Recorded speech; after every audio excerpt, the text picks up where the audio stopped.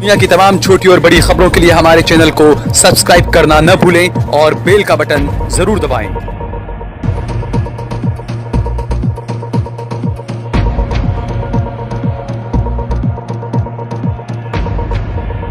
आज झारखंड में हो रहा है जो बीजेपी की सरकार कर रही है, चाहे वो लैंड बैंक की बात हो, चाहे वो लोगों को कुचलने की बात हो, जैसे यहां आज हो रहा है वैसे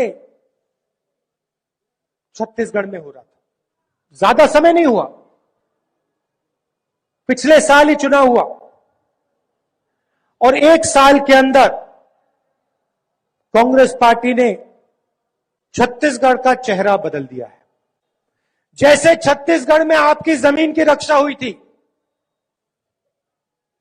जैसे छत्तीसगढ़ में सबसे बड़े उद्योगपति से जमीन लेकर हमने आपको वापस लौटाई,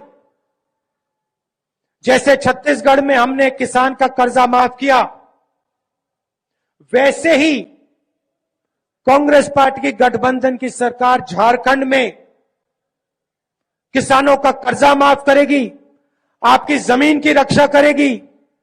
शायद हिंदुस्तान में पहली बार टाटा कंपनी से जमीन वापस लेकर, जो पहले आदिवासियों की जमीन थी, वापस लेकर आदिवासियों को वापस लौटा दी।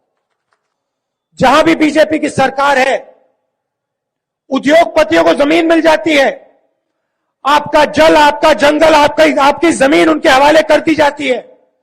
ये नरेंद्र मोदी के मित्र हैं, उनको आप जब टेलीविजन पर देखते हो, याद रखो कि टेलीविजन का पैसा, मार्केटिंग का पैसा, ये 15-20 लोग नरेंद्र मोदी जी के लिए करते हैं।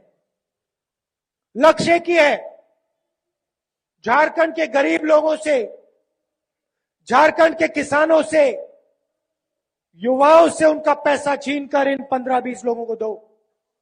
झारखंड के आदिवासियों से जमीन छीनकर इन 15-20 लोगों को दो। बिजली आपसे छीनकर उनको दो, पानी आपसे छीनकर उनको दो। ऐसी सरकार हमें नहीं चाहिए। झारखंड में सरकार बनेगी तो गरीबों की, किसानों की, आदिवासियों की सरकार बनेगी, आप सबकी सरकार बनेगी।